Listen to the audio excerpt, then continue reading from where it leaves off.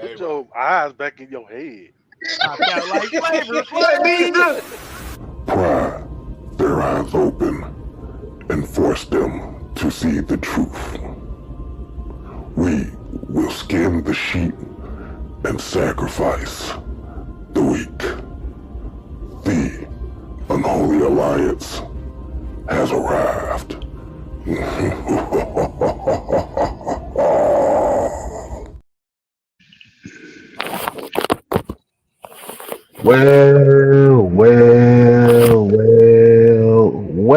Well.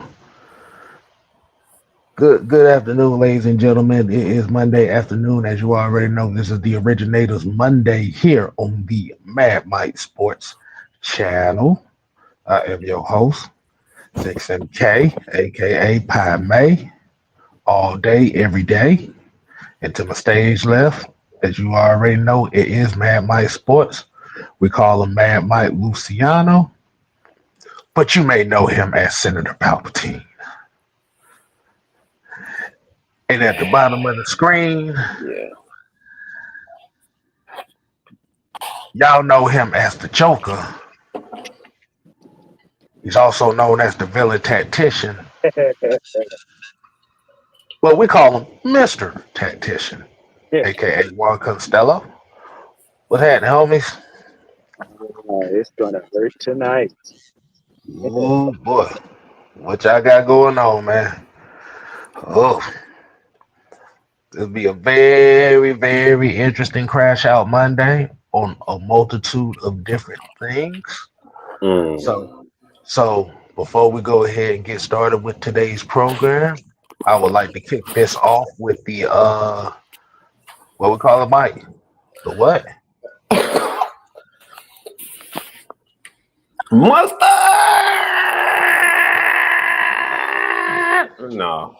That shit sound like it hurt. That shit sound like it hurt. That shit hurt like a motherfucker. Roscoe, it sounds like you pulled a spoiler muscle.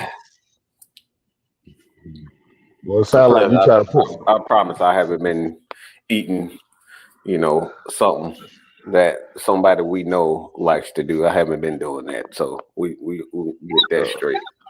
Wait a goddamn minute, Roger.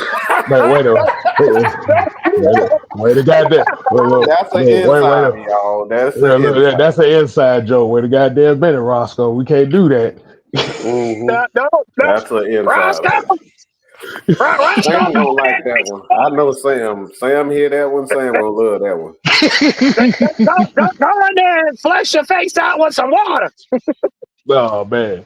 But today's roll call, man, we're gonna kick it off with Deshaun Caswell. We got King Treyway, Tony Hall, got 3 Dirty, got my girl Diamond in the building, y'all. Hey.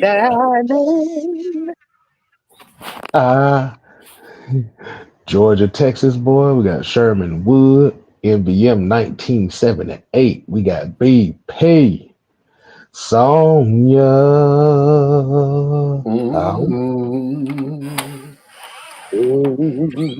We got D. Coleman, D. Sloan, Matrix, Nathan Floyd.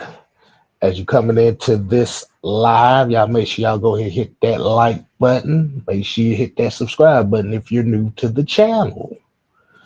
So let's go ahead and get right into the program.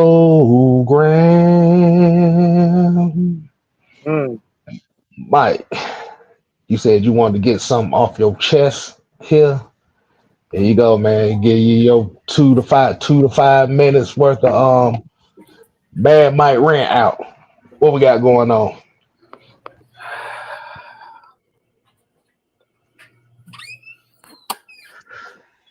So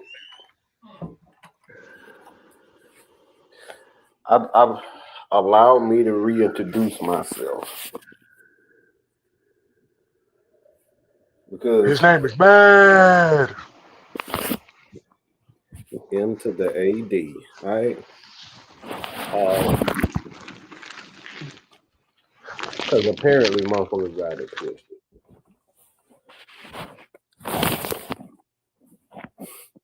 This has been something that's, for me, I've never fit in.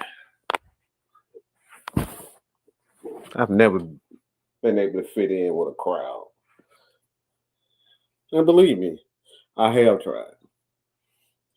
As a youngster, trying to find yourself, trying to fit in with a certain crew, whether it's the jocks, the nerds, the weirdos.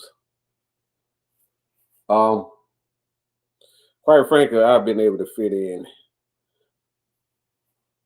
bit off with people who just strange as fuck. And have their own way of doing and saying things.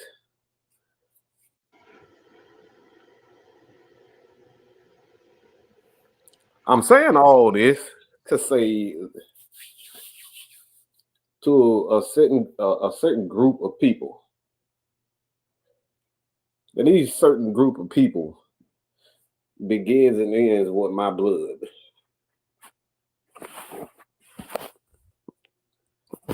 Because there's only one time you motherfuckers are giving a fuck about me.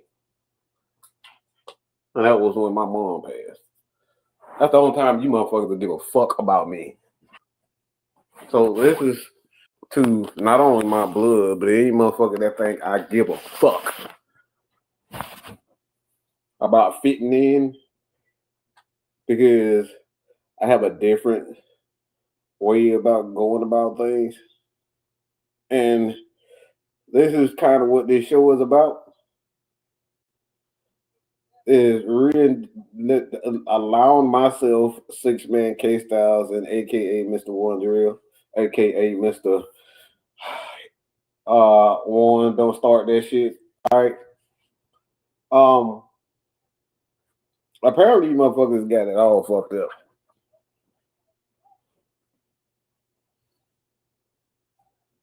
Got it real fucked up. Thinking you can tell me about me. Telling you trying to tell me what the fuck I'm thinking is wrong. Motherfucker, everything I've ever done was wrong. Including this shit right here. Being right here on Mad Mike Sports is wrong. Being Mad Mike is wrong. Even to the people that's closer to me, that shit has been wrong to them.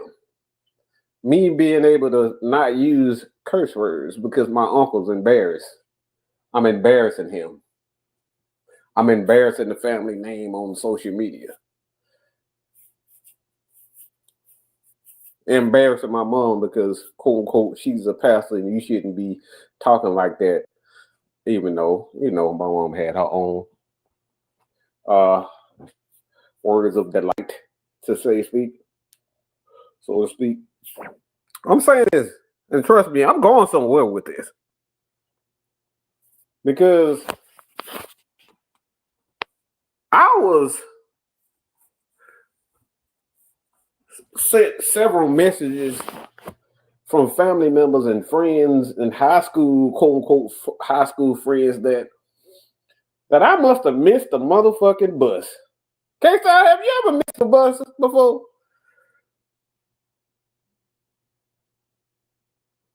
How about you, Warren? Have you ever missed the bus before? Oh yeah, I missed it yesterday. Oh yeah, I've missed plenty of buses before. So apparently, because I even ran behind one. Oh, you ran behind? Oh, okay. I've done Yeah, I that had to a run time or behind two. one. Yeah. I've done that a time or two. But apparently, because my nutsack wasn't full, or they were full for a certain guy, my nutsacks was full because I wasn't beating myself off to everything that this guy was saying and doing a certain live performance, then I must have missed the bus. That I must have missed the message.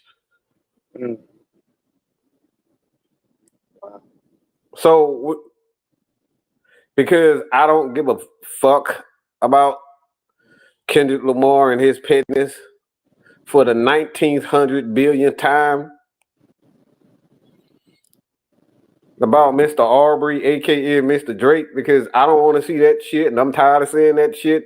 I must have missed the message. Motherfucker, he been saying the same shit for the past year and a half.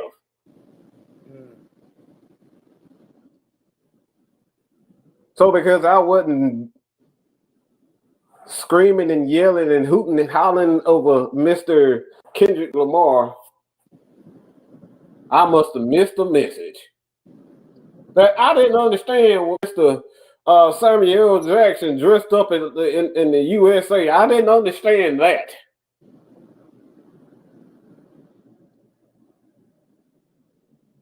Anybody in the fucking world could have got what he was trying to say. Mm-hmm. How hard is it to me to sit up here and try to understand the same shit that we've been talking about? How hard is it for anybody to sit back and understand that he's talking about 40 acres and a mule and all this type of shit? This has been over 400 years of the same message that being portrayed, that ain't nobody did shit ain't nobody did shit about shit but get on TV and talk about we want our 40 acres and a mule. Yeah, I'm supposed to be on my knees begging and pleading and servicing Mr. Kendrick Lamar because he talked about 40 acres and a mule.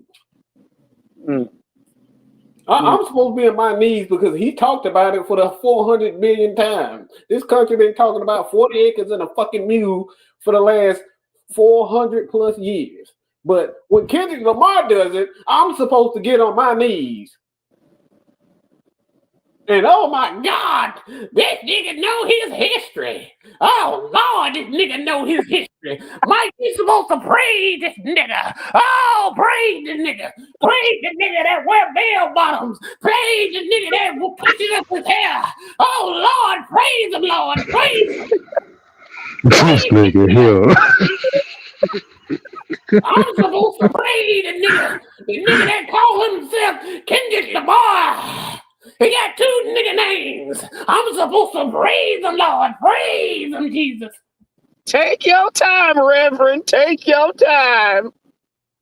I'm supposed to praise him.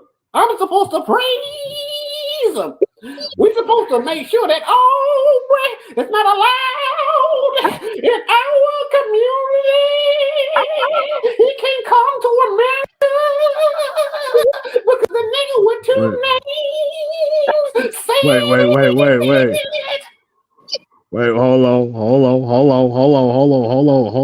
Reverend. We gonna play a little organ. Hold on. There we go. The nigga with two names is now our Martin Luther King. The nigga with two names is now Chicago Red, aka Mr. Malcolm.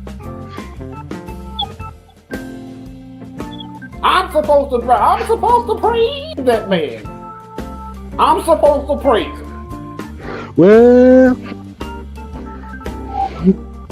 this is the America that we live in. If you ain't praising a nigga with two names, a rapper with two names, and a rap, like what are we talking about?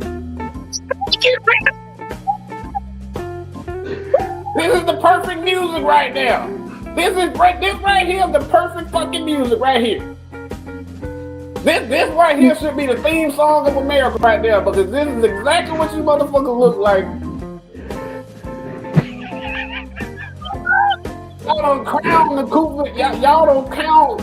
Y'all have crowned the nigga called Carson White because he funny and he petty.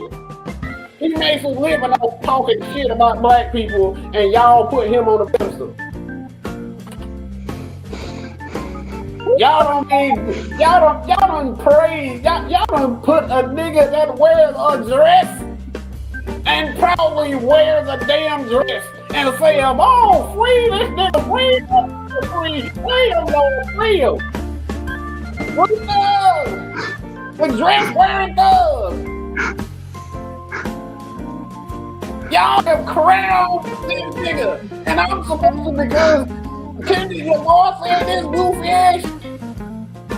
The same shit that Dr. Umar been talking about for 550 goddamn hours straight. I'm supposed to follow behind Kendrick Lamar because he said it. Man, if y'all don't get the fuck up out of here, I don't give a fuck you motherfuckers in my family ever again. I don't give a flying fuck. Get out of here with this goofy ass shit. I missed the fucking message. Motherfucker, I didn't miss a goddamn thing. I chose to ignore you stupid ass niggas. Preach on, Reverend. Yeah. The fuck out of here, okay? And that's all I got to say about that. And we're going to explain furthermore what we mean. But I'm sick of niggas. I really am. You woke ass nigga, I'm sick of y'all motherfuckers, okay? If I ain't dancing around and goddamn doing the booty dance from one of the greatest songs of all time that y'all done fucking ruined, you niggas out here. If I see one of you niggas out here dancing to how you want it, I'm gonna lose my motherfucking mind. How about y'all protest that bullshit? You got niggas out here doing booty dances and twerking to how do you want it? A verse. Are you fucking kidding me? How about you protest that bullshit? Grown ass thug looking ass man up here shaking their ass to goddamn. Oh man, get the fuck out of here. That's all we been doing, okay? I got some niggas up here dancing put your ass up. Doing all this shit to that damn song, ruining our history with this sugary sweet ass shit. Got some motherfucking nerd to be telling me what the message. God damn it. This is a message for you motherfuckers. Wear nigga pants, okay? Wear bell bottoms. You want to do anything that Kendrick do, wear them motherfucking shit. And stop twerking to goddamn how do you want it, okay? That's a motherfucking message. Oh, fuck out of here. Got some motherfucking nerd come up here. Motherfucker, I don't talk to you. So anybody got hurt feelings about what the fuck I said, I don't give a shit. All you woke ass niggas.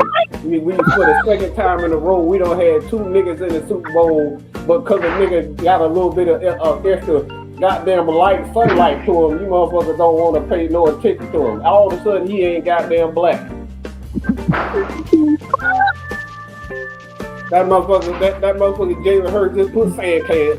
He just put suntan lotion on his goddamn skin.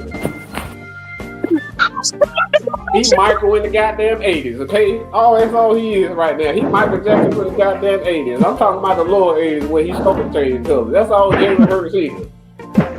He ain't got to Patrick Mahomes level yet, okay?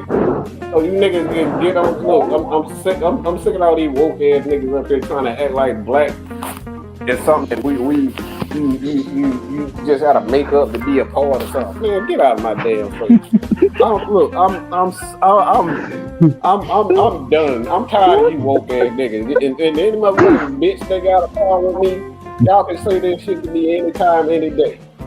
All right? Don't come inboxing me talking about it. You know, I thought you was better than that. No, motherfucker, I ain't better than shit. I ain't better than shit. Okay? Sick of this woke ass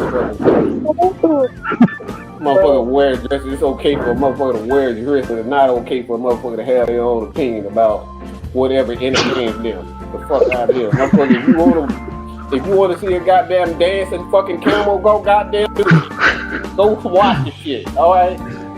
That's your motherfucking prerogative. I'm supposed to beat my goddamn meat because Kendrick Lamar he said the same shit for the 15 billion times. Man, get the fuck out of my face. Let's get on with the damn show. This has been Reverend Roscoe. You can see him on UPN 69 at 9 p.m. Eastern Standard Time on Saturday. Motherfucker, you can't have your own opinion. You can't even have your own opinion about what entertains you, motherfucker. Shit crazy. You can't have your own opinion about what entertains you. That is crazy.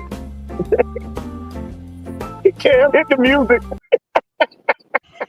Got some goddamn nerve. Got some goddamn nerve to try to tell me what the fuck I missed. I'm 44 years old. I'm 44 years old. Do I look like I missed any motherfucking message? I've been hearing bull for 44 years. Do I fucking look like I done had missed a goddamn message?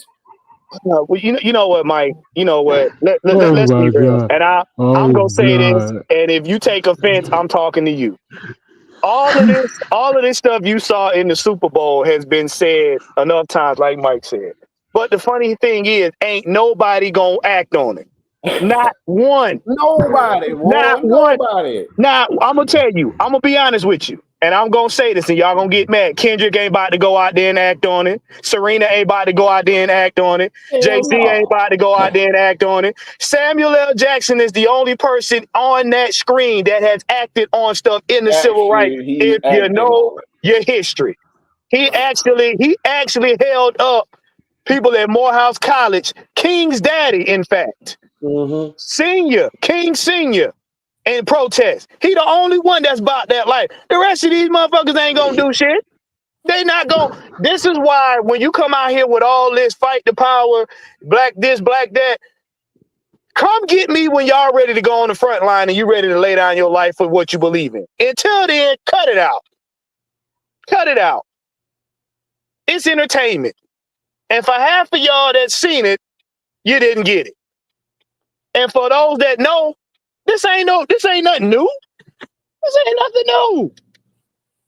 They've been talking about this. They've been talking about this since daggone Reverend Al Sharpton had two stomachs. Come on now. Come on. He had a perm and two stomachs. Your grandparents was talking about this. My grandparents was talking about it. Ain't nobody gonna do nothing because we too comfortable with being entertained. Not the Reverend Al Sharpton that took money from Donald Trump and damn near got arrested for money laundering. Yes, the Reverend Al Sharpton before Ozempic. I said before Ozempic because he ain't lose that on no treadmill. He looked like a chewed up toy. So y'all miss me with that. Basically, he did what he was going to do for this atmosphere, which is slap United States in the mouth and made fun of everything that was wrong the same way we do. He didn't do nothing different. And let me make this clear. This ain't about no sexual orientation or any shit like that. All I'm saying, look, bro, whatever entertains you, entertains you. But let people have their own. Hold up, Mike. Hold up. Yeah, it is. It is 100% talk. It is. But let me tell you something, boy. When you said these motherfuckers doing TikTok dancing to, let me say it when you put your ass out. You got yeah. Y'all look. In other words, this man doing this shit, and you fucking get me, and you worried about what I think about Kendrick Lamar. You know what? What his appearance? My God, bro. Hey, don't forget. Hey, look. Oh, hold on. Don't forget them dancing to Sexy Red. Yeah. Oh God. So in other words, y'all want Mad Mike to put a thong over his head backwards and bend over and say, "Please, sir, may I have some more?" Oh, sir, it's not. I'm not deep enough. Okay, sir, I'll touch my toes. Can I have some more? Wow. Oh my God! I don't know what world we live in, bro. Boy, oh God! I don't want no parts of it. Boy, I ain't gonna tell you no lie. I just lost 10 pounds just laughing, nigga. That shit is fucking crazy. Man, look. Let me tell y'all something. And I said this to K-Style to give y'all something to bite on. I said, have y'all noticed that whole Super Bowl was one big message? And then the last part, y'all didn't even catch. And it was right in your face. That's exactly what I said, Juan. We've come a long way. This is the second time we've had two black quarterbacks leading the team in the Super Bowl. But y'all so worried about Kendrick Lamar and Drake fighting. But y'all missed that. Here's what they missed. And I told K-Styles and he thought, pay attention. All of y'all didn't even realize who won the game. Philadelphia, right? If you do your history, what is the significance of Philadelphia? Freedom. the Freedom Bell, right? Basically, Yes, that whole show from beginning to end was let freedom ring. Freedom, The same thing, yeah, the same thing that Martin Luther King spoke about. Basically played off in y'all face. You know who else was there? The commander-in-chief himself. And they did Yep. everything in his face, and he couldn't do nothing. They even had pictures of white people throwing him the bird, and he just waving his hands. And then they turned back around, and who won? The Philadelphia Eagles. And K. Styles had a very interesting thing to say about Kansas City. He said, Juan, that's interesting. So you telling me that Kansas City represented what? The status quo. The Y'all been clowning. Kansas City represented Donald Trump, and everybody else represented Philadelphia. Hence, why Philadelphia was the fan favorite in this such and such matchup. Yeah, as long as he was winning, y'all accepted the fact he shampooed his hair with Perk Plus. Now that he lost, now he grade A nigga number one. He just a couple of shades lighter in the toaster. They even look. They didn't went so far to make a meme out of him with a toaster strudel. Yes. Said they calling him Mr. Turnover now. Mr. Turnover. Oh yeah. Then, like you said, now, like you said, man.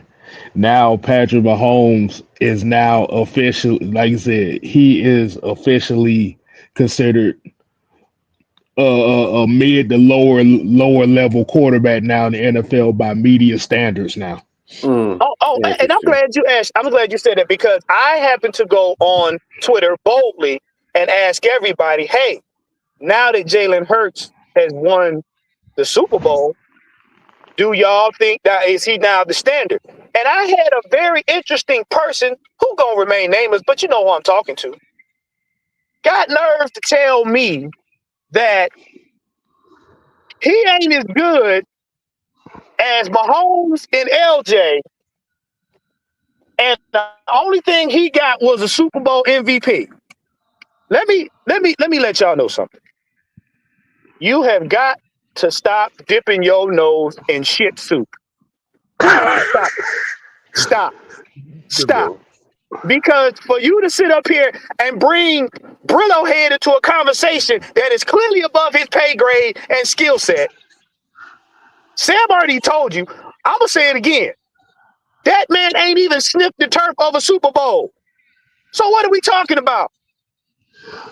That man, y'all called him the standard for 5 minutes, expected all of us to believe it. Then you turn around when he don't make it. All of a sudden, they did him wrong.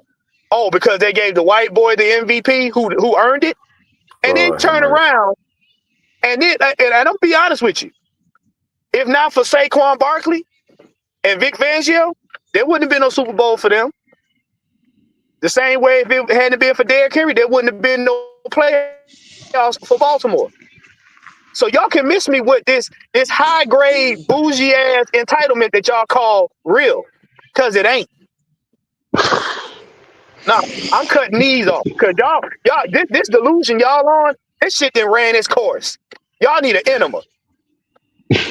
And Southside made an interesting point here. He said the fact that Trump got cheered and Taylor Swift got booed says a lot. That girl be minding her own damn business, watching the damn game, and y'all booing her. And to be honest, we don't even know what the fucking real reason why you booing her. You doing it because everybody else doing it. What's the real reason why somebody booing? I'm still trying to figure that out. And for everybody that's saying that the defense put Mahomes on his ass, they did. But let me clue y'all to something. Yes, defenses win championships because why? They hold off the other team. But if the other team, if your team does not score, you can't play. Period. They scored. But let's be real. In 2024, Philly was not blowing people out like that. Let's be real. Yes, they had it. Yeah, they had one Georgia. Let me say, one Georgia player was making a difference. Not all of them, but the offense the entire year ran through Saquon. Jalen Hurts threw passes. He was lighting people up with his passes. I hate to tell y'all that. He was doing what he normally does. Saquon wouldn't have had all them yards and had such a season as not being in, and Philly wouldn't have went as far without him. Because if that was the case, Philly could have been in the Super Bowl last year. So let's be real. I'm not knocking Philly. I'm not no means saying they sorry. But stop coming up here with these grandiose ideas like they just they didn't. Because if that was the case, they'd have beat the shit out of the Falcons. And for y'all goofballs that want to put our victory on a t-shirt, y'all niggas got to cut that shit out. Y'all got to cut that out. Y'all want a championship so bad, y'all willing to daggone harp on game 2? Oh, we beat the championships. You beat a regular season team. We wasn't in the Super Bowl. What are we talking about?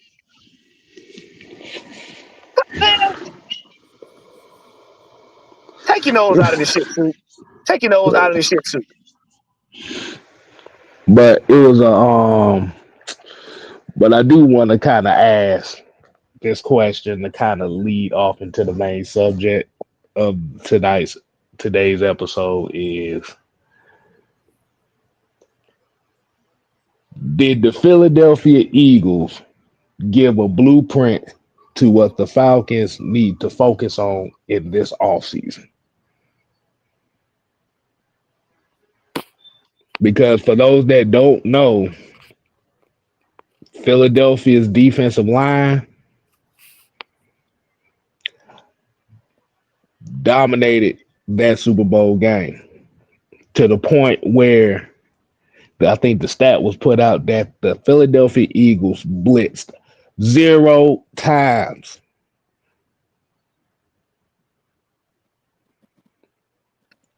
The front four was the catalyst to this game.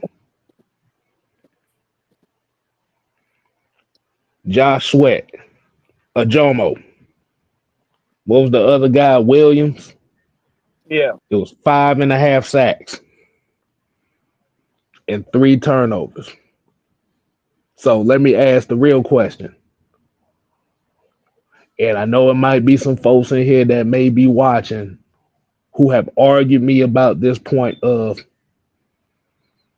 defense doesn't win championships. They do. But did the defense win the championship last night? It came down to, yeah, they did. They won hands down. They won hands down. To where the Kansas City Chiefs had 23 yards at halftime. 23 total yards at halftime. But there's a component nobody's talking about, or lack thereof. It came down to coaching. Kansas City got outperformed, and as far as defense goes, Kansas City got outcoached. Let me see. The thing is, I don't agree with that because there's nothing you can do when your lines are just better. And coaching is a factor when everything, for the most part, is even. When everything is even, that's when coaches take his precedence. Yeah, 2 and even opponents. Well, it was never an even opponent from the very beginning. Kansas City offensive line all year for the past 2 to 3 years have been pretty bad. They've gotten better, but they've always been pretty bad. And for the most part, let's just keep it real. Like, even this year and last year, to be honest, like, Philadelphia wasn't that great defense with the defensive line anyway. I mean, it was just this year where they was talking about Jordan Davis was a bust. Right. Jalen Carter. It's like those guys, like, yeah.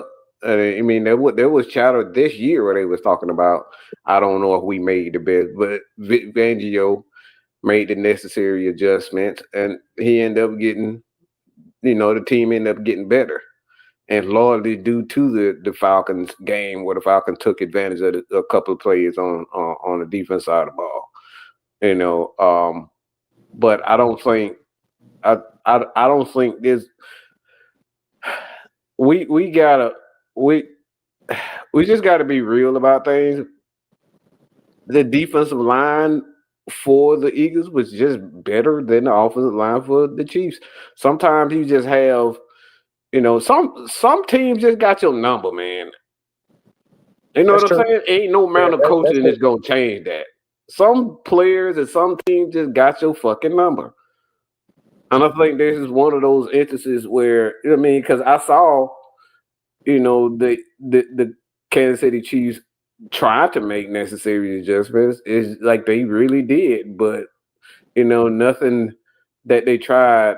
They tried to stop the run, failed. They tried to pass the ball, failed. They tried to throw the ball deep, that failed. Everything that it is, I think the Philadelphia defensive front just had they. And I was like I said, coaching only matters when you got an even opponent. Everything is even for the most part. Going into the fourth quarter, we both are tied, and we need him to pull out one trick play or one. You need him to focus on the run or focus on this. There's nothing that Andy Reid did not do.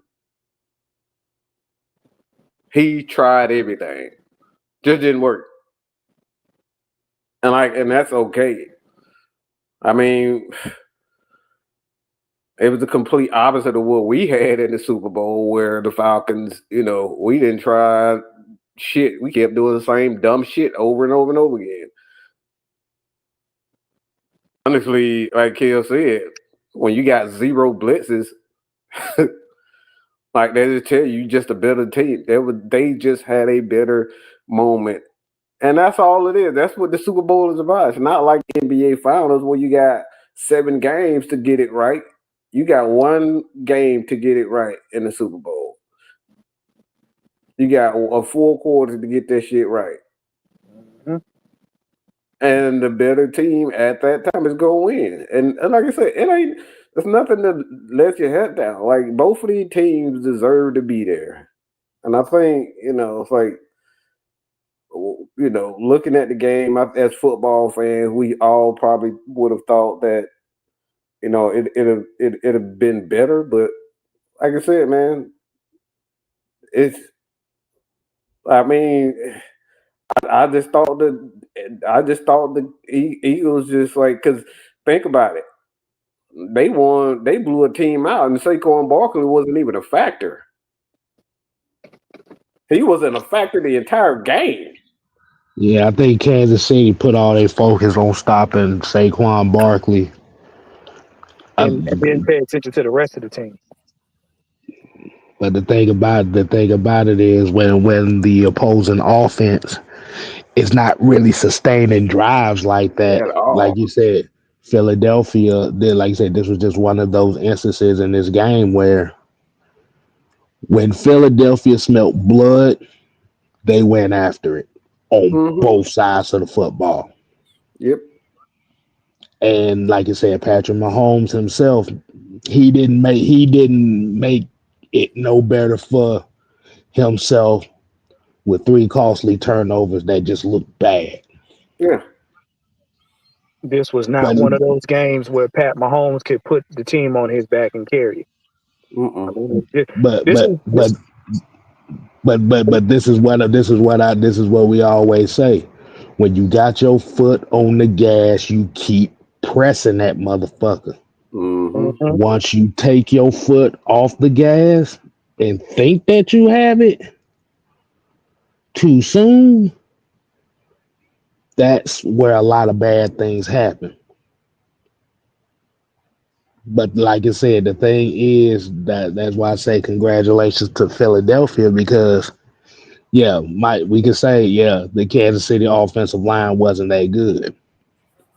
But as a predator, you find that weak spot and you exploit the shit out of it. Well, that's why I always say in the postseason, especially playoffs going forward, it's not who you play, it's how you play.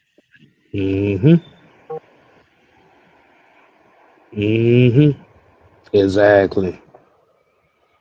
And like you said, the Philadelphia offense just played. They just played balanced but they was led by that defensive front.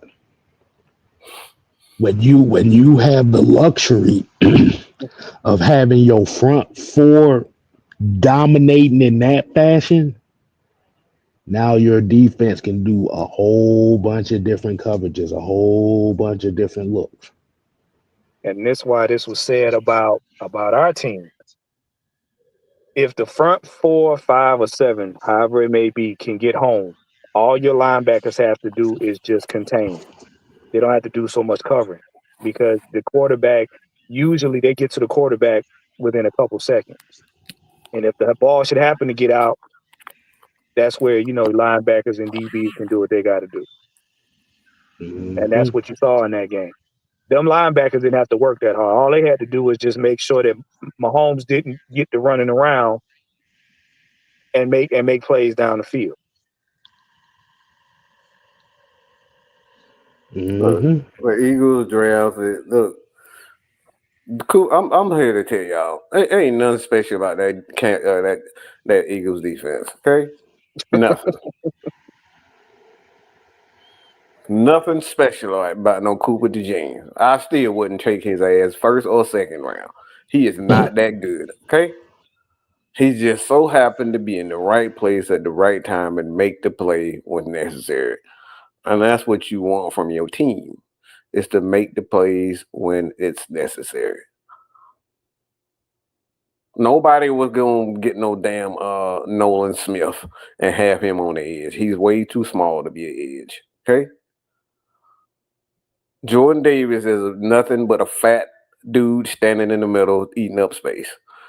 Jalen Carter is pretty much the same as that guy. There's a little bit more athletic and a lot more attitude. Josh Sweat ain't nothing more than a rotational edge that just so happened to have the game of his life. And Chauncey Gardner's Sweater, or whatever the hell his name is, ain't nothing special about him at all. But none of that matters. Why? Because when you playing a team, when you in that moment, the team playing together and doing what Kel was talking about is, once you see a weakness, you exploit that weakness. And that's what happened to Kansas City. So I still don't look at, I don't want, it ain't a player on that damn defense that I want from the Eagles. Not one. I don't want nobody on that defense, including Jaden Carter.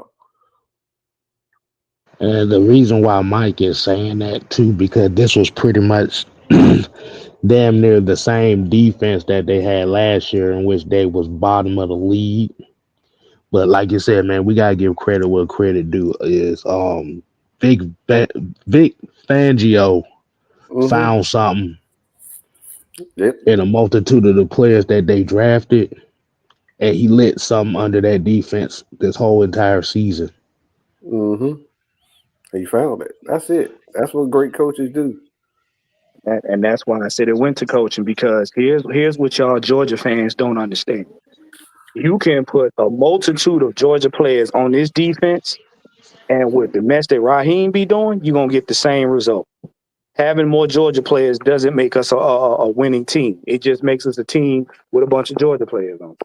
Because if you don't get the coaching right, putting them on the team doesn't matter.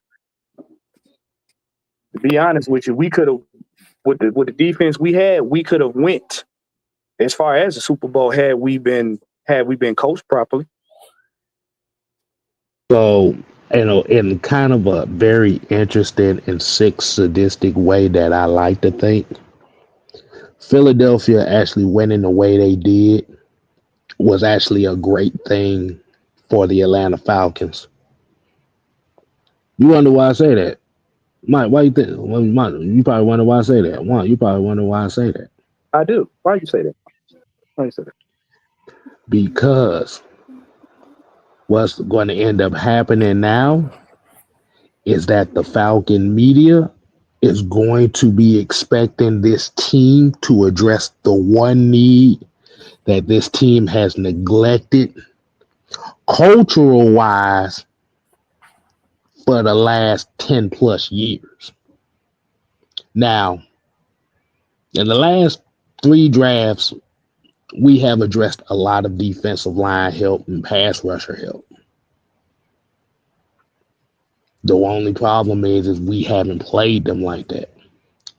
So now with Raheem Morris and Jeff Obert, the clock is going to be ticking with a lot of this Falcon media and Falcon fan base for you to replicate something of what we saw in this Super Bowl.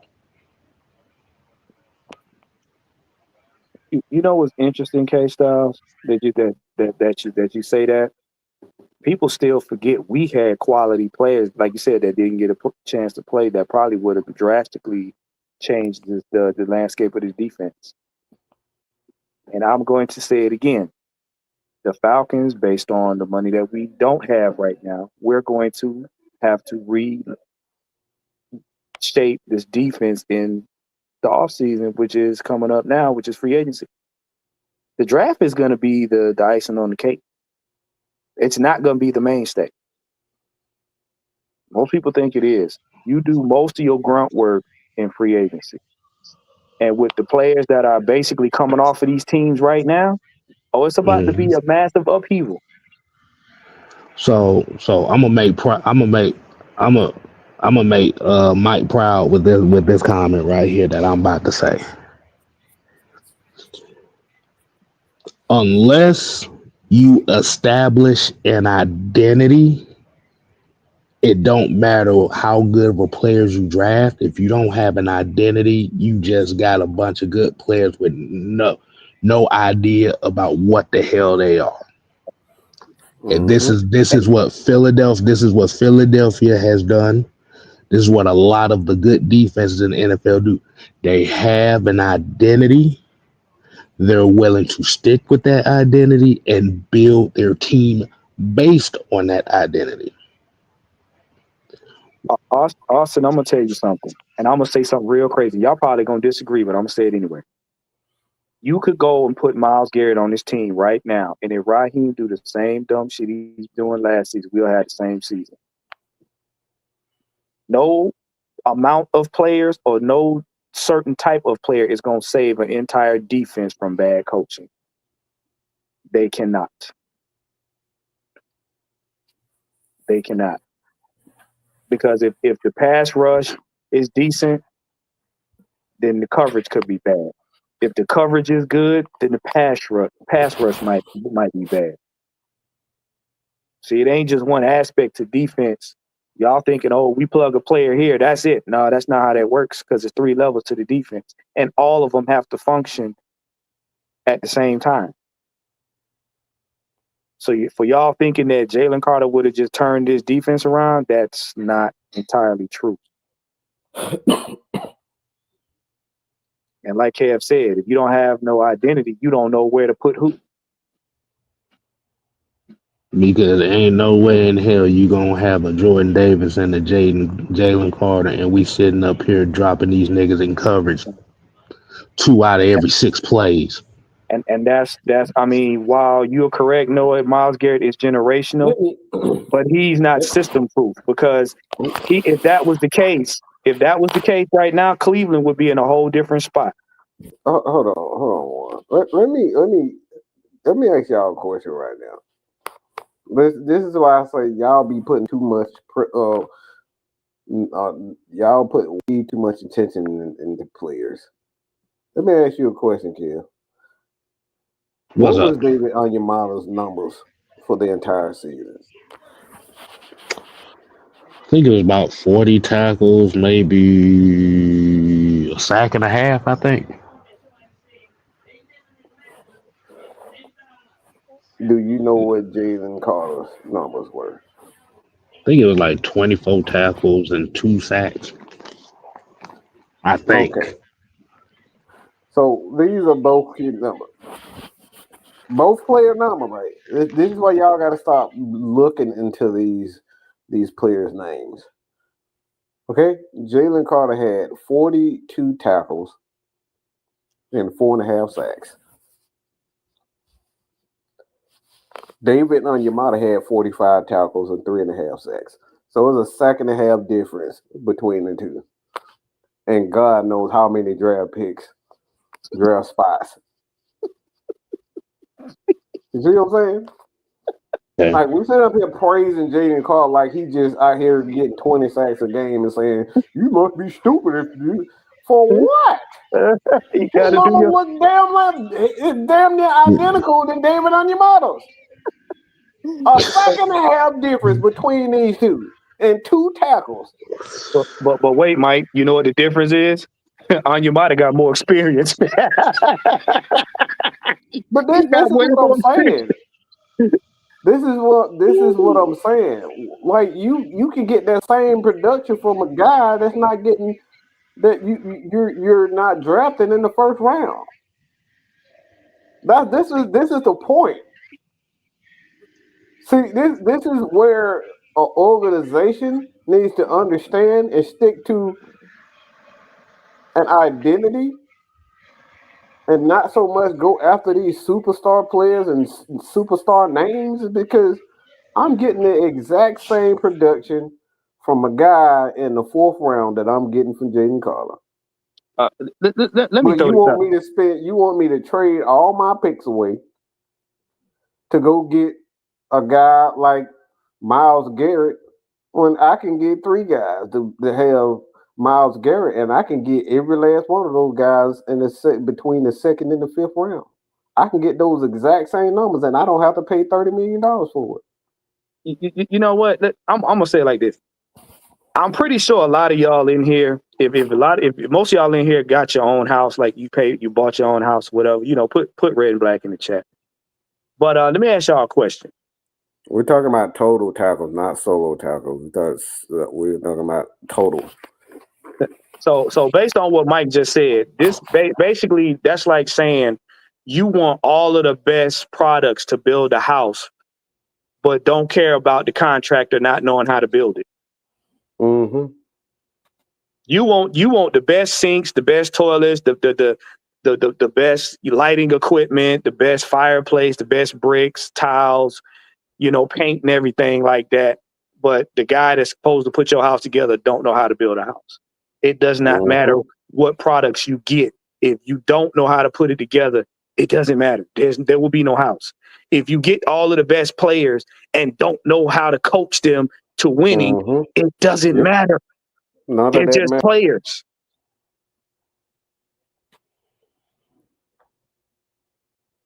None of it matters if you can't put it all together. Right. You just drafting a bunch of names. But as far as Kind of getting back to this game. Now the new narrative now is now. Look at the Jets, for example. And guess who the defensive coordinator for the Jets was that's now here? Lord. Mm-hmm. Yeah. Oh, brick. Oh, brick. So they're gonna so like you said, is the expectation for what they need to do on the defensive side of the ball has been amped up. Because like you said, you got a lot of pass rushers and you got a lot of Falcon fans that's looking for that next pass rusher. Are you, like you said, are y'all willing to finally work on that front 7? But before I get to the last question, and I know everybody talk about the Georgia players and stuff, let me ask you everybody a question. Do you think the Atlanta Falcons regret drafting Drake London and Bijan Robinson over Jalen Carter and Jordan Davis? Hell no. Nope. No. Hell no. Wait. Can't. Wait. Pro Bowl. Oh my John God. Robinson. Pro Bowl. Pro Bowl. Bijan Robinson. I just want to see. I just see something. Y'all honestly thought. Give your honest opinion. Do you think the Falcons made a mistake of drafting Drake London and Bijan Robinson over Jordan Davis and Jalen Carter. As of right now. As of right now. No, Juan. We gotta do the right one. Boom, boom, boom, boom, boom, boom, boom, boom, boom, boom, boom, boom, boom, boom, boom, boom. Do do do do do do.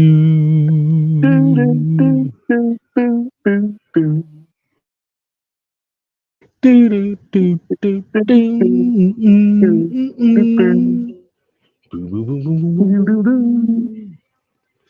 Hi, friends. Did you You finally make see, your answer? nah. You see, the answers didn't come as quick. Mm-hmm. Now we had some Drakes, and we got some. We needed Drake more than Bijan, and we got Bijan over Carter. And now, mind you, just put this in perspective, especially when it comes to Bijan. Bijan is the number 3 running back in the league behind Saquon Barkley and King Henry. Mind you. Okay. And a lot of those games, if we didn't have Bijan, it would have been an uphill battle, especially when the passing game wasn't working. Now I'm also ask you this: how much of an impact was Jalen Carter on that Philly defense the entire season?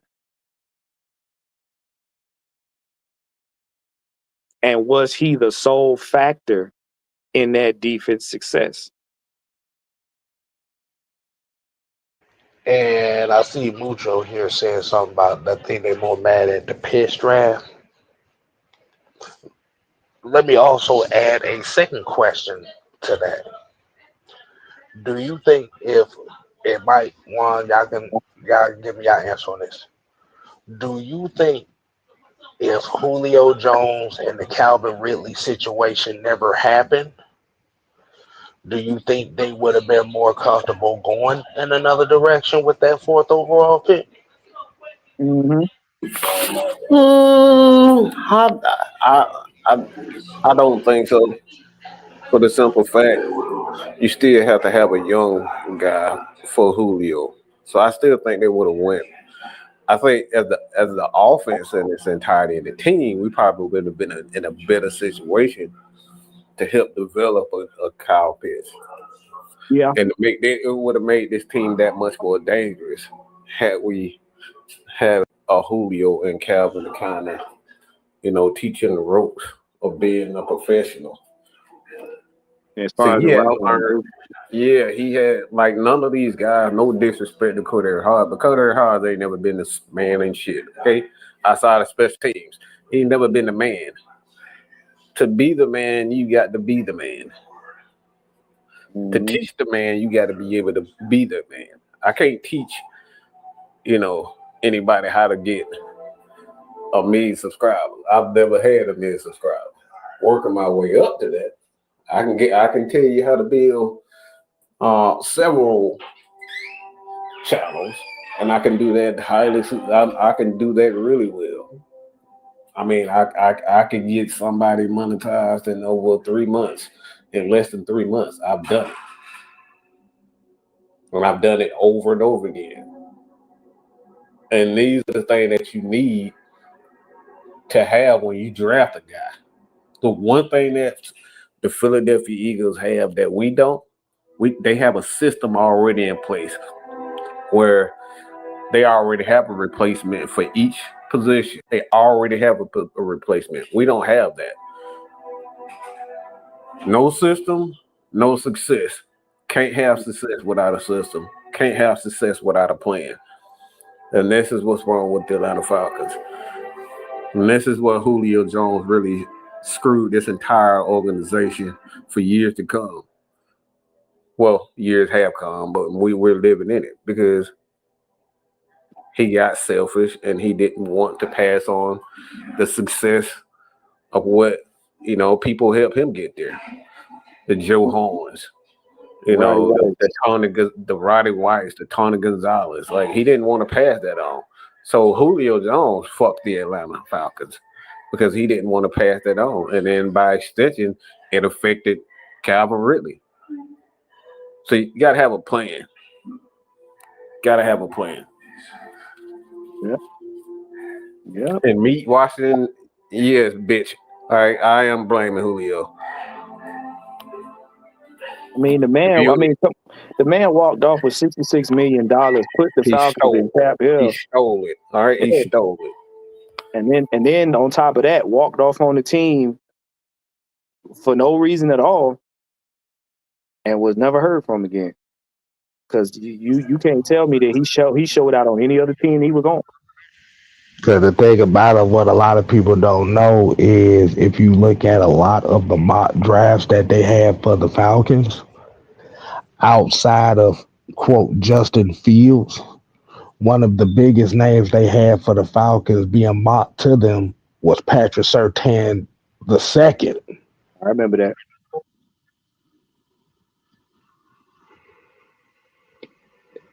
And Michael Parsons. And it was going to be based on certain things. Right. See, at that point in time, when Julio got out, you already had a hole to fill. She had two of them. And here's the problem. And for those that saying, well, Jamar Chase was there,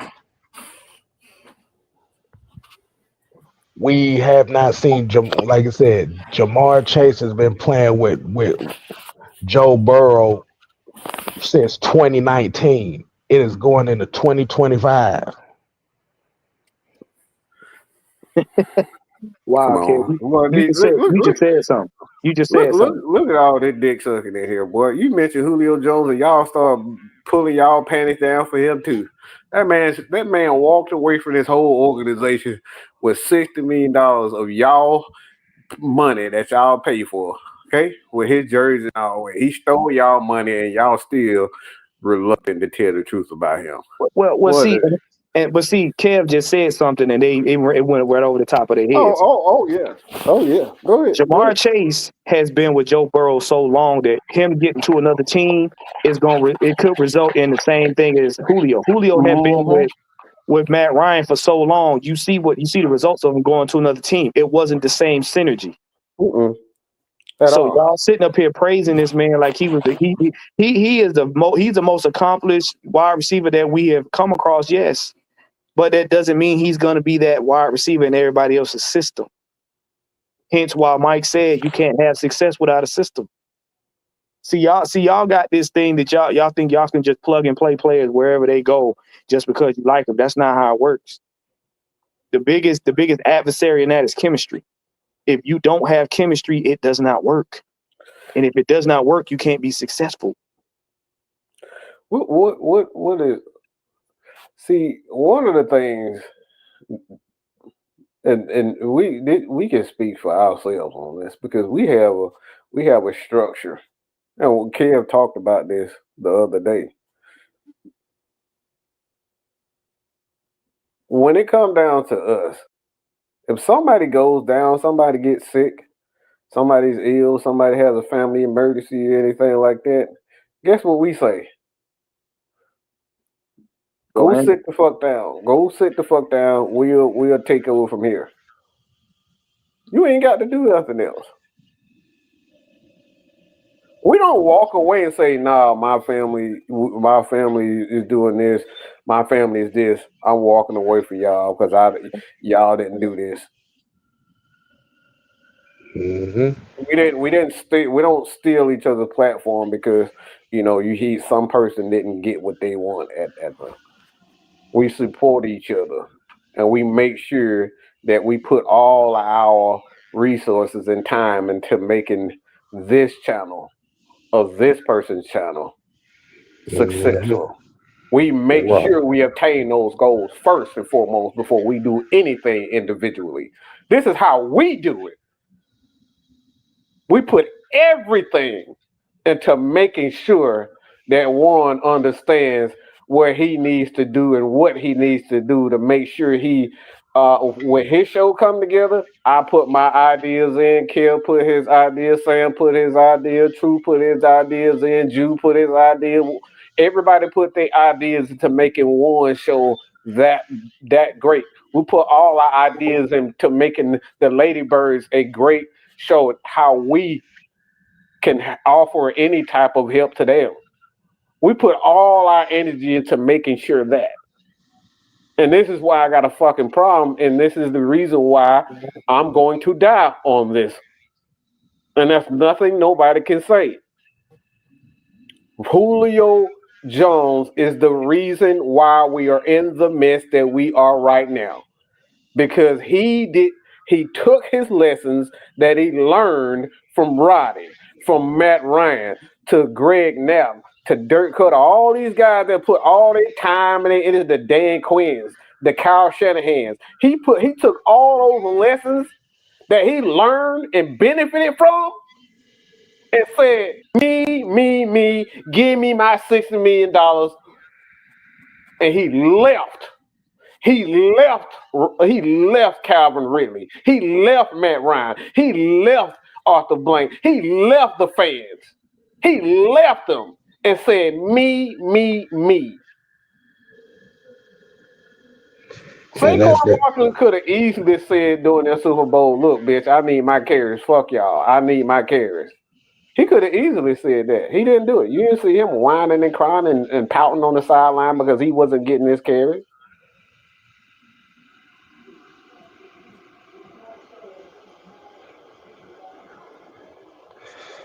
Mm-hmm.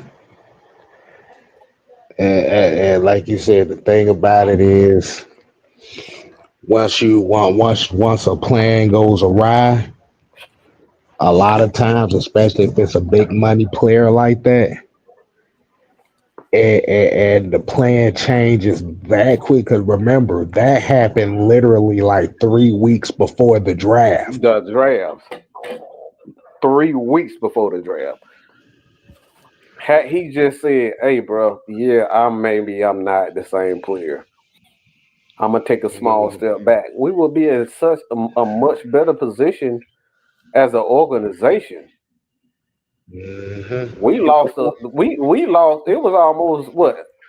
It was almost like 65 million. At that time, it was the biggest cap hit in NFL history because Julio made that one We mistake.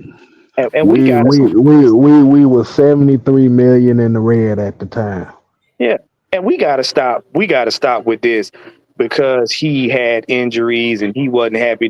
He made a bonehead ass decision. Your leg injury ain't got nothing to do with your brain functions. You steal $60 million. You knowingly did that. Nobody haphazardly steals $60 million. Oh, my bad. I didn't know I walked away from this team with this amount of money. You asked for it. You cried for it. You damn near had a ticker tape parade for it. You stole the money knowingly, and then you bounced. Yeah. You bounced. Your hamstring and your turf toe ain't had nothing to do with that. It ended up being a long list of Falcon skill players that left Atlanta and became irrelevant right after. Right. Long list. But the thing is, I want to kind of get this last topic in because we got about 30 more minutes. So we gonna save that one for another show. Oh boy. Oh yeah. So now there's a different conversation that's going on right now as far as one Patrick Mahomes. Oh man. You mean the Where anti-black guy? the greatest villain in NFL history. Let me say that again. Mm-hmm. Patrick Mahomes is the quote unquote greatest villain the NFL has ever seen. I want people to raise their hands if they agree. I want to see if people agree or disagree with that. Cause this goes back to a poll that I put out about a month ago. What we saw was the equivalent of Star Wars Return of the Jedi. That part. Nah, Brady is not the greatest villain. Brady is the most exposed villain. He ain't the greatest. No, Tom Brady is not a villain. Nah, You he's don't. not. He's not a villain. He's not. He's not. Like you said, he can't be the villain. Let me tell you what a villain is. A villain is somebody whose character, whose identity, existence is always in question, just for the sake of the narrative itself. Yep. The amount of scrutiny that Patrick Mahomes has endured in these last games this season alone is twice what Brady has ever experienced in his whole career. Because you got to think about it. Nobody has trolled his parents. Nobody has trolled his kids. Nobody has trolled his wife. Only thing they say she was rich. Nobody has questioned his race. Nobody's questioned any of that. Patrick Mahomes got raked over the coal far more than any other quarterback I've seen thus far. So yeah, Brady ain't no villain. He ain't no villain. Only thing you could say about Brady was how he almost didn't get drafted. That's about as bad as it got. That's it. And all of those scandals was connected to a team. These are personal shots at Pat Mahomes. And this ain't just, the thing is, this ain't just coming. This ain't even coming from fans. This is coming from sports media, right? Who is taking these shots at him, right? Well, the identity race thing is just coming from this goofy ass woke culture, but that digress from my point. Mm-hmm. Just look at just look at the headline. Just look at the headlines. Look at the conversations. I mean, like you said, if we say, did Patrick Mahomes benefit from referee calls and stuff that went his way? Mm-hmm. Yes. But so did Tom Brady.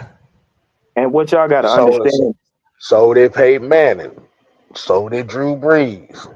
Right. So did every other top quarterback in the NFL. Hell, we've seen Josh Allen benefit from certain calls. Mm-hmm.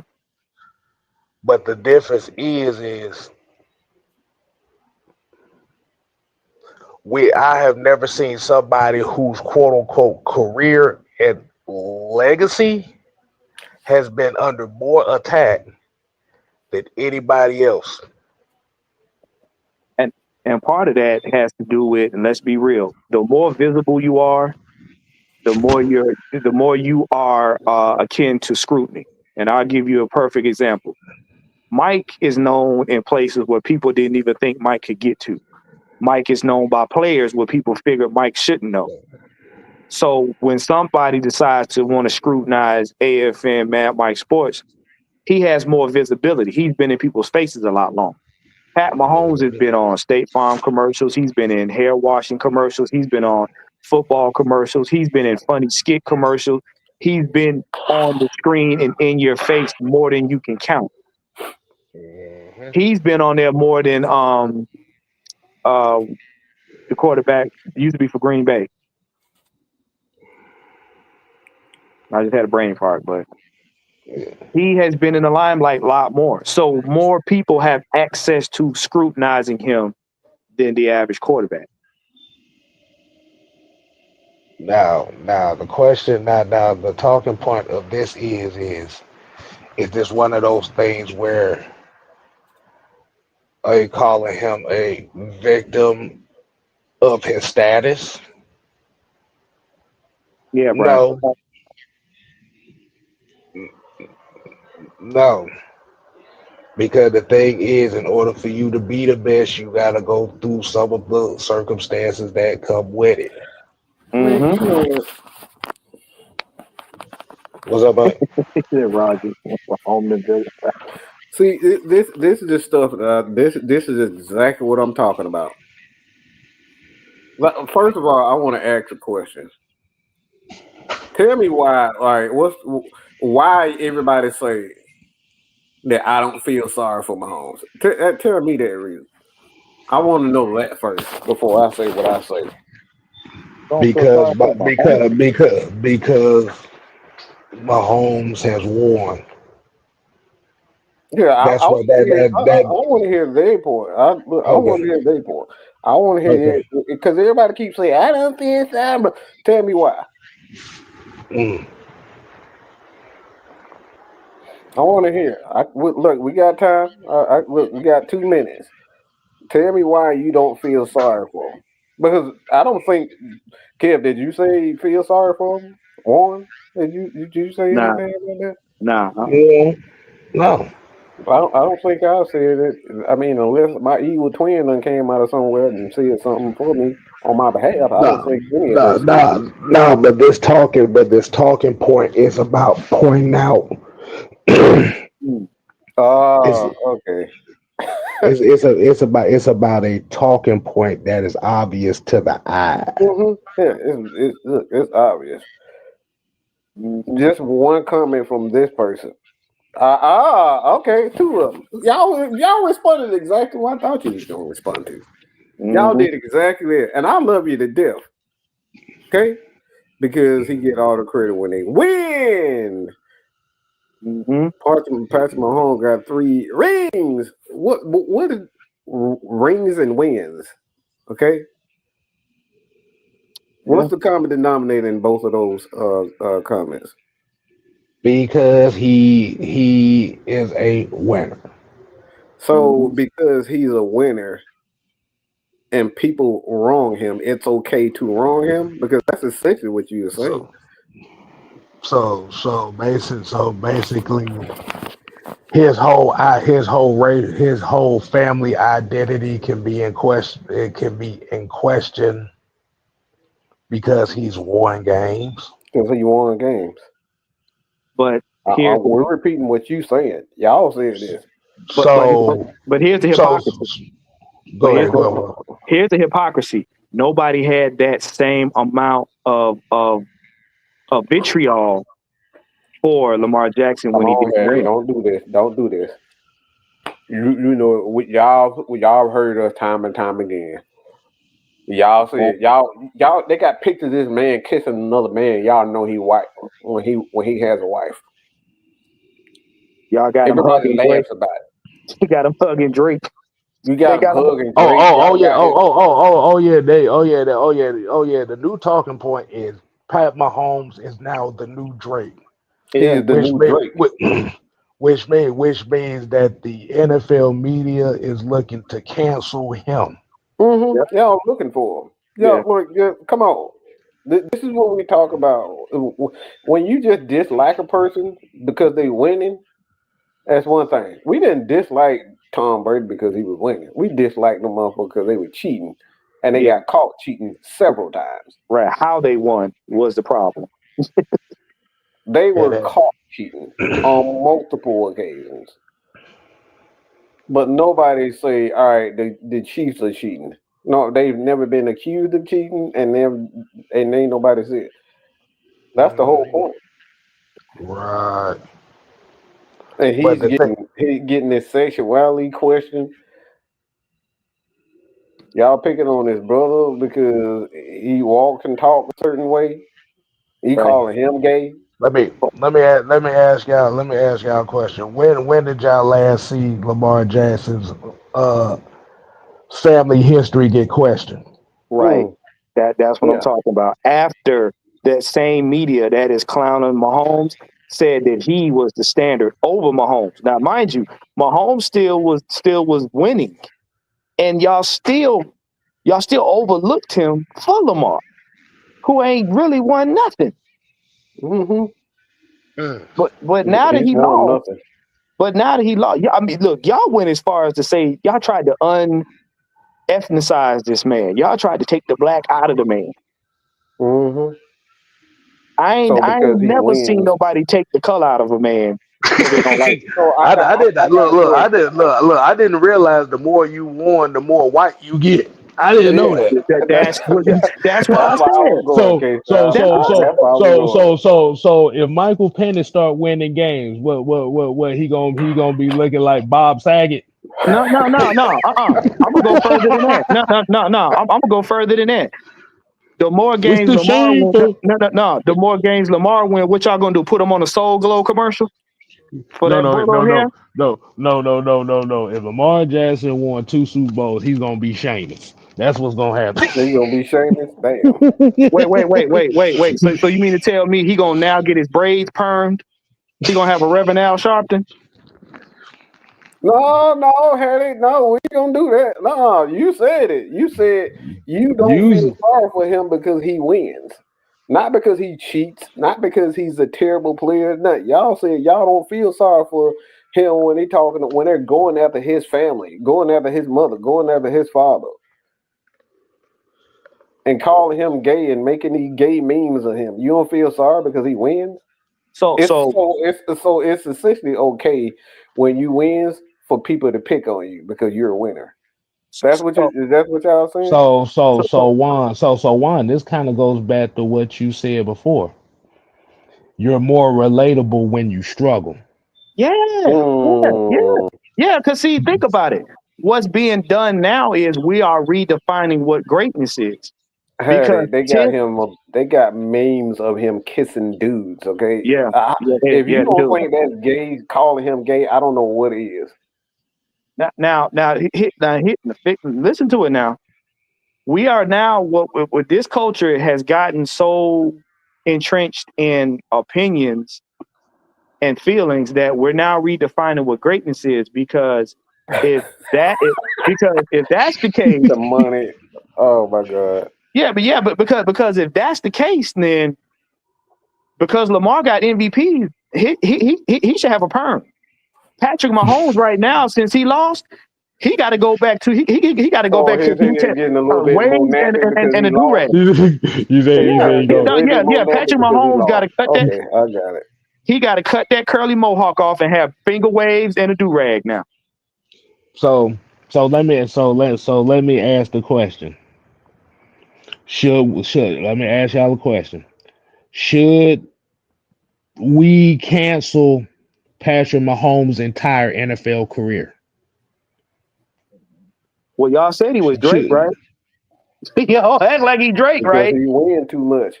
That's what no I'm hearing. let me say it again. So should we cancel Patrick Mahomes' entire NFL career? You know what, Kev? Yeah, let's go ahead. Matter of fact, we gonna force him to retire so that y'all Yeah, don't we got to go. see him no more. No more. So would y'all be happy if Patrick Mahomes just decided to retire here soon? Mm-hmm. That man was So crying. you wouldn't have to deal with that. Mm-mm. Mm-mm. No, we See, ain't even talking. Well, no, the thing is, we're not even talking about the GOAT conversation. No, they're questioning his entire career. right. We ain't even talking about the GOAT shit. So because of because in the manner of which he won his entire career, to include the Super Bowl, now that he's lost to Jalen Hurts in this time frame, we need to force him to retire, give back his money, and force him to shave his head. And he is not to Because be on any more State Farm because commercials. because the narrative is the way that he lost puts him in the mid tier, the lower tier of quarterbacks in the NFL, based on the fact that the narrative is he can only win because of the referees. You want to know something, Kev? You know what's really wrong. You know why they lost? I blame Travis's haircut. If Travis would have stuck with the John B instead of going with the Bushwhacker, they would have won that Super Well, Bowl. you know, because he didn't look. All Trav need to do is get another black girlfriend, and they'll be okay. But see, look, no, but here's the funny part. Hold on. So what you're saying is that the vitriol for Patrick Mahomes is really the vitriol for Taylor Swift. Yeah, that's what it is. Yeah, that's all it is. Yeah. We're literally sitting here destroying the image of a quarterback based on the tight end's girlfriend.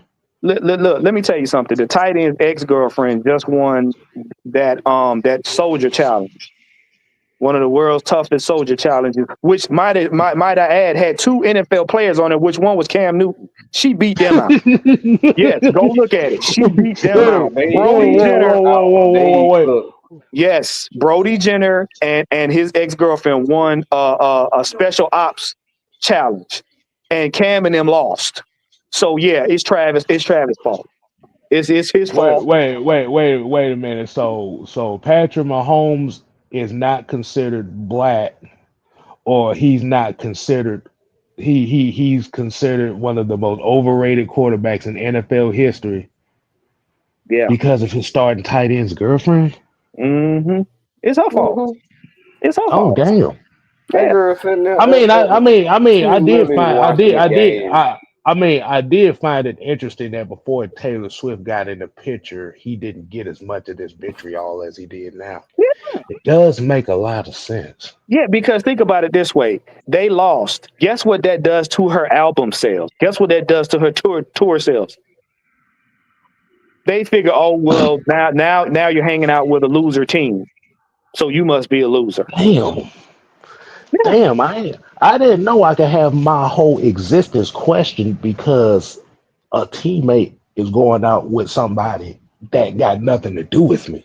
Now I'm gonna tell you right now, if Aaron Rodgers is on every State Farm commercial going forward, you know what happened.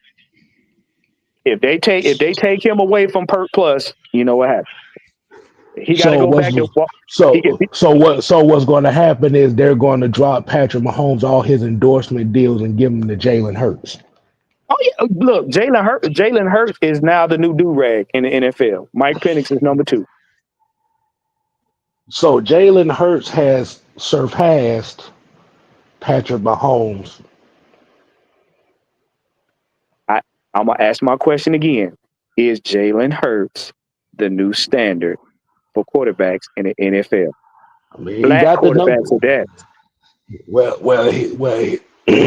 Well, you gotta remember they really don't consider Patrick Mahomes black, so we gotta take that out of consideration. But wait, because Jalen Hurts ain't 100% you-hoo either. But he got enough melanin in his. He got enough melanin to pass that.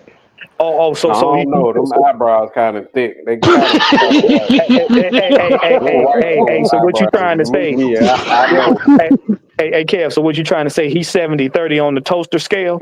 Yeah, he's 70-30. So they gonna pass. See, Patrick Mahomes is on the 30-70. He's on the 20-80 scale. No. You know what it is? You know what it is?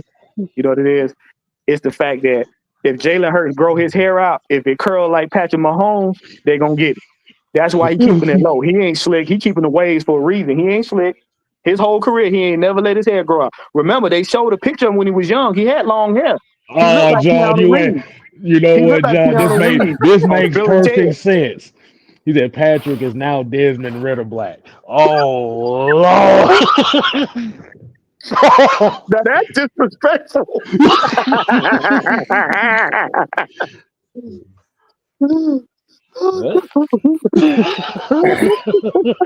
Y'all, as soon as Taylor Swift go away, y'all start liking him again. Let's just keep it real. Y'all, that girl came around. That girl came around. That girl came around and made Patrick Mahomes the enemy of football fans. And it's largely due to the Beyonce fans. That's the only reason why they hate. That's why there's only hate, and that's the reason why Beyonce decided she wanted to do a damn country album, because she wanted to try to outdo the Swifties. John, you ain't worth a fuck, John. That's the only reason why Beyonce decided she wanted to be a fucking country artist, because of Taylor Swift. She wanted to have the most insane fans. That's the only reason why she only did that shit. Beyonce ain't thinking about no goddamn country music. So that's diabolical. That is was some diabolical work. shit That's right some there. diabolical work, sir. So Patrick Mahomes would be a fan favorite again if Travis Kelce dumped Taylor Swift. Oh yeah, and go ahead But and get that is a diabolical situation to where my whole entire existence is based on my teammate dating somebody else. Think about it like this.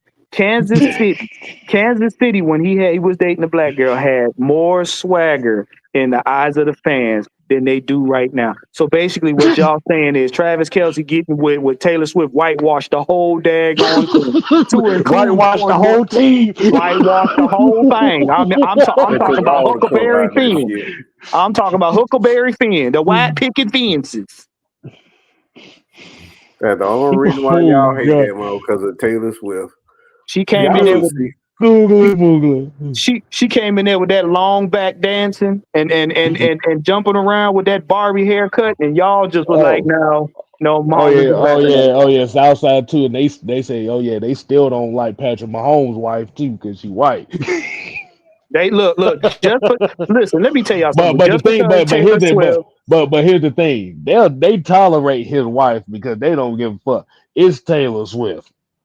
Look, Patrick Mahomes' whole reputation in the NFL is the downfall of his reputation is based on his teammate's girlfriend. Look. Just because Taylor Swift and Patrick Mahomes' wives periodically has cucumber sandwiches and watercress water. Don't forget the popcorn salads too. Oh no, they don't have popcorn salad. They have popcorn pate. Nigga, wow.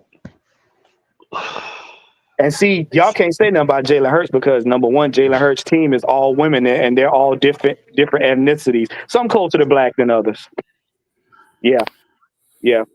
His team is all women and they're all different shades. So now Jalen Hurts' new name now is the Savior, as you could kind of say. He is the Savior now.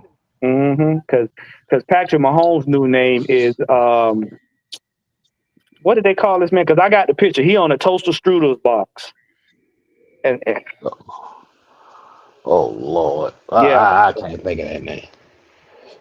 Hold up. Let me see. Hold up.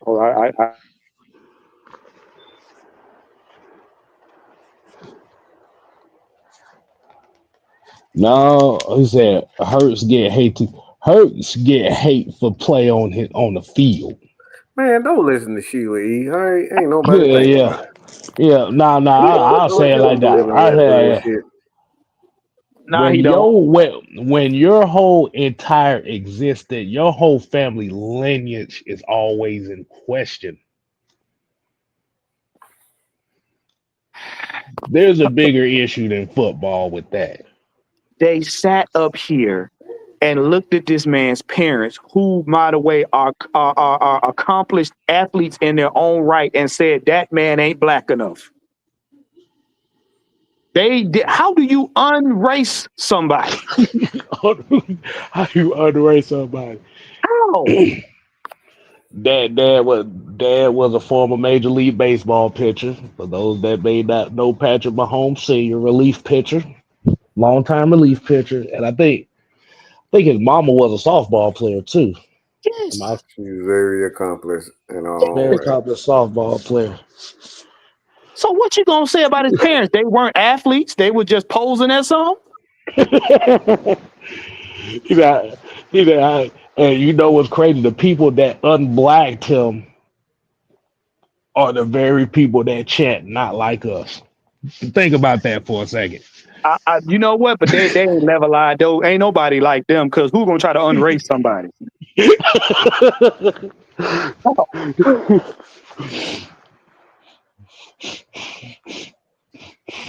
Next, y'all gonna be trying to get this. Look, next y'all gonna be trying to get this man deported for impersonating a Hispanic person.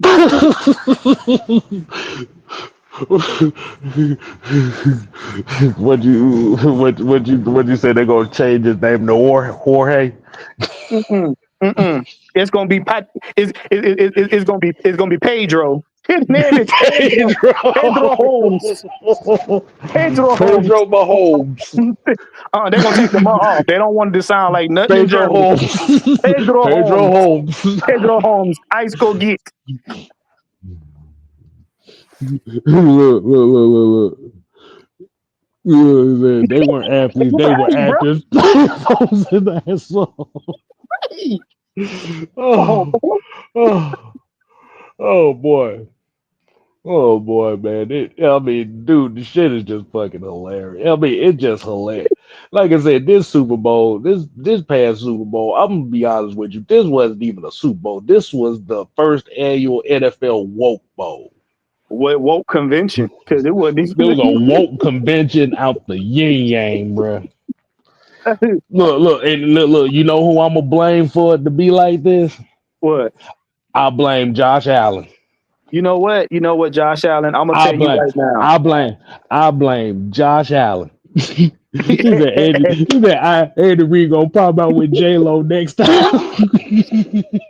Had he talking about he looks more like Juan Pablo. You know what? Hold on. This is personally, Josh Allen. This is my gripe with you. It is your fault because now at this Super Bowl you had them passing out bean pie burritos and shakes. This is your fault. This is your fault. If you'd have just let Brillo Head get his third MVP for nothing. See, if Lamar Jackson would have won MVP, this Super Bowl wouldn't have been as woke. But the fact that Josh Allen won the MVP, it brought all these social justice warriors out, and we just heard nothing but a bitch fest the whole week. Josh Allen, you did not have to upset the whole NAACP. That motherfucker, Josh Allen upset the force, nigga. That's what they did. He took the MVP away from the standard, who wasn't the standard. So for all the bullshit we saw. Oh wow! What?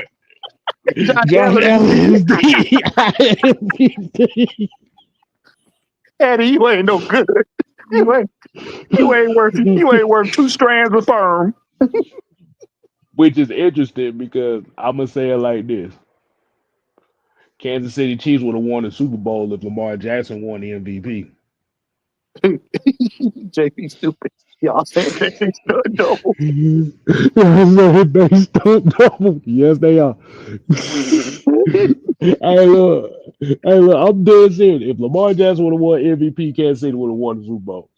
But because Josh Allen upset the force. Yeah. Yeah, it's top heavy. Jalen Hurts had to win the Super Bowl MVP, or it would have been a whole bunch of backwards E signs talking about "We shall overcome." Hey, Kev. So what you trying to say? Josh Allen had to walk so that freedom bell could ring. Think about it. If Josh Allen won that MVP and the Kansas City Chiefs would have won that Super Bowl, you would have saw the Million Man March marching their way to NFL headquarters, ready to burn that shit to the ground. Nah, it would have been Woke Lives Matter. Not WLM. Woke Lives Matter. Look, JB was it? Josh Allen is the savior because he took the MVP.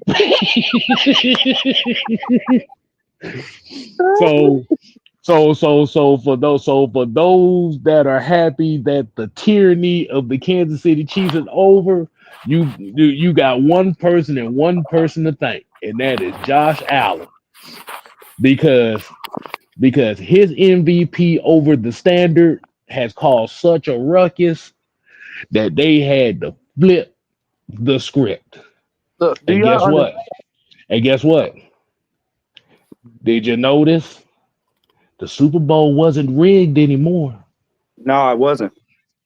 Did y'all notice? Did y'all notice the rigged narrative went away? Bruh, do y'all understand what y'all have done to coach, the head coach for the Chiefs? Do y'all understand what y'all have done to him? They gonna cancel his insurance with State Farm. Thank you very much. That old man don't got no more insurance. He said he's gonna go with the general. No, they said no. They got the picture of Mahomes getting sacked. Said if he was in Allstate's hands, he would have been covered. You see that? You see that? Right. Look, there you go. Lamar fans, Bill fans, and Chief haters all teamed up. So wait a minute. They like the Z Fighters. Go, Power Rangers. Hey, Go, look, go, go, go, go, Tiger, community. he said Mahomes gonna come to training camp with cornrows and swish and swish. With the ends burned. John said my son said the late payments to the ref didn't show up on time. Oh, that is some nigga shit right there. Well, Mike, you quiet as hell over there, boy. You sitting back there probably just laughing at this. Bro, wait a minute. How you get insufficient funds on Cash App? That's how they sent the money. Hey, that shit happened to me the other day, boy. I tried to buy a bag of chips for $2.90-something. Boy, that shit said insufficient. I said, ain't this about a bitch? Well, you know what? You know what? That's what happens when Josh Allen causes inflation. So Patrick Mahomes' pain and suffering was because of Josh Allen. Boy, ain't that something? So Travis Kelce, Josh Allen, we need y'all. We need y'all to sit down. Y'all need to sit it out for next season. Give Kansas City a chance to redeem themselves.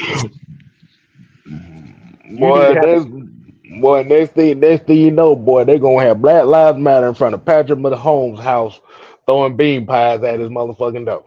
Mm-hmm. No, they're gonna do it polite. They're gonna send a lady with a baked apple pie to his front door to make him open up. And you ain't gonna get hit by a bunch of bean pies. They gonna tear him up. Oh my God. All right, man, Mike, you got anything else you want to say before we get up on out of here?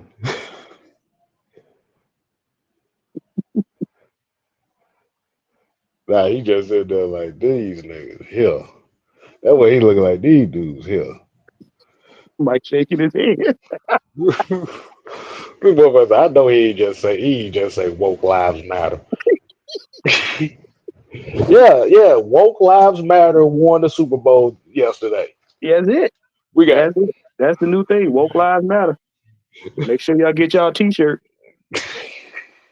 We need to put that on a t-shirt, by the way. We just need to put Lamar Jackson's face, Josh Allen's face, and Kendrick Lamar's face on there. Woke lives matter. Hey, we not like them. I guess we not like them. All right, man, we about to get up on out of here, y'all, man. Juan, you got any final thing to say before we get up on out of here? Hey, man. I don't think they were ready. I don't think they were ready for that. Southside said, "I guess we not like that." Leo told us so they go march saying, "Woke lives matter, stay woke." No, they're gonna be singing Childish Gambino. Stay woke. Right. Pew, pew, pew, pew, pew. Drink your woke. Oh God, Corey talking about pink-haired refs coming soon.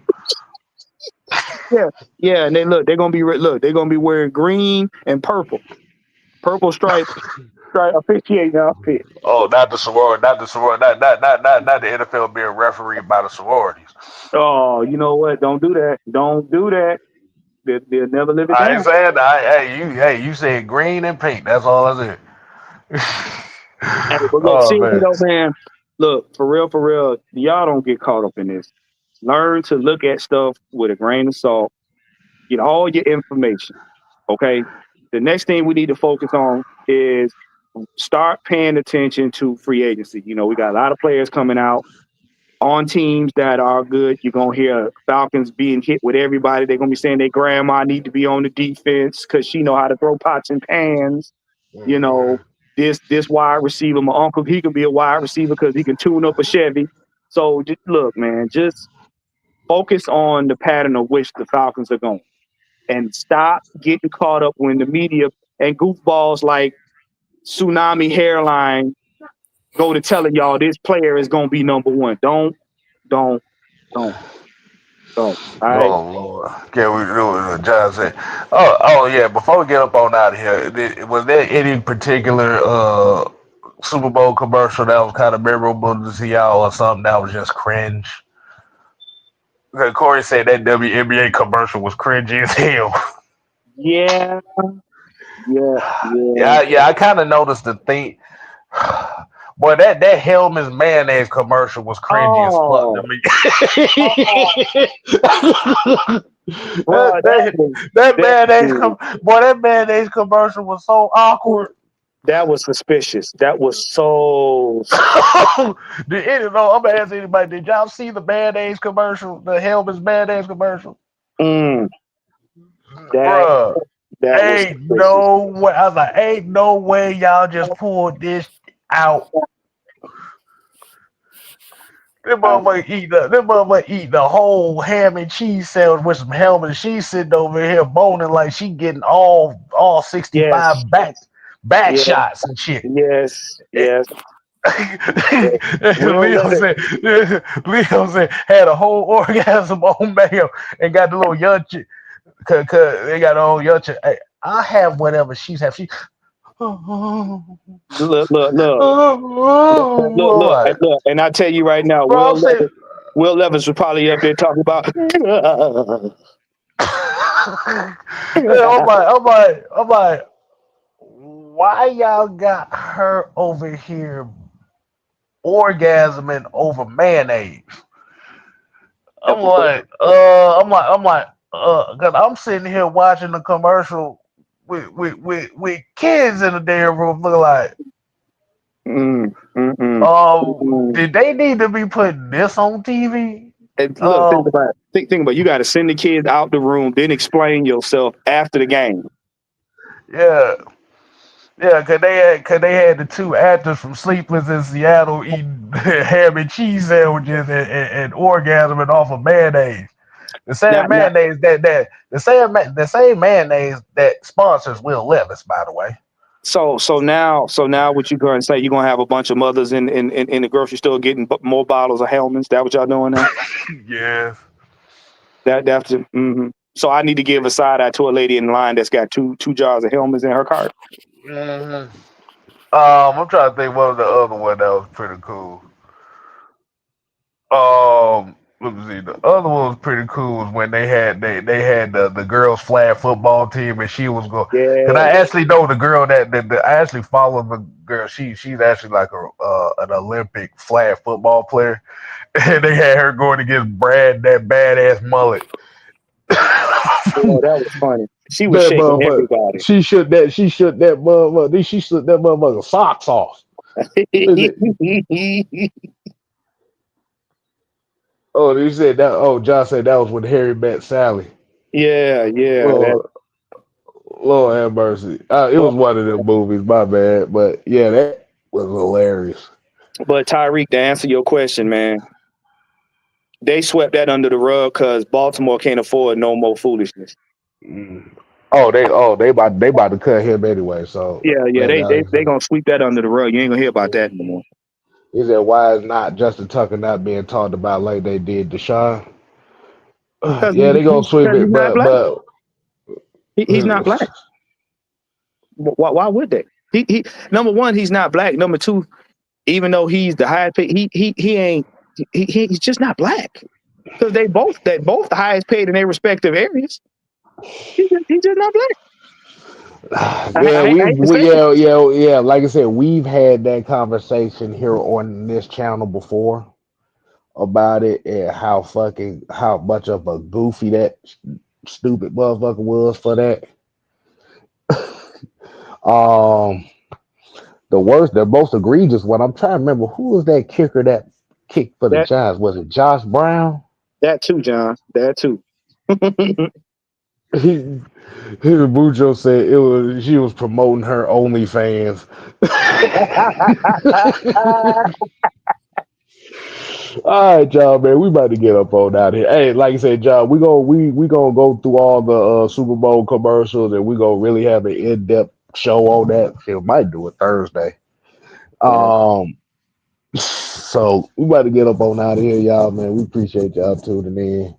like I said, man, football season now is officially over.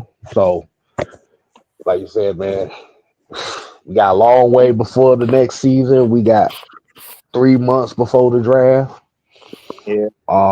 So y'all gonna be seeing a whole bunch of different content from us. Like I said, it's still gonna be Falcon talk, but we're gonna start getting into other things. And especially like you said, we got the UFL coming up soon. So y'all might see some UFL content from us. So Yeah. till next time, people, we here to play. Oh no. We are here to stay. Oh yeah. Oh yeah, that Yeezy commercial, that goofy ass commercial. I just gonna say here, go to Yeezy.com/LLC. I like, well, yo, get out of here. You ain't gotta go home. But you don't play with the mayonnaise. Oh no. But woke lives will always matter. That's right. Woke lives matter. Woke lives. Woke lives. Woke power. Woke power. Put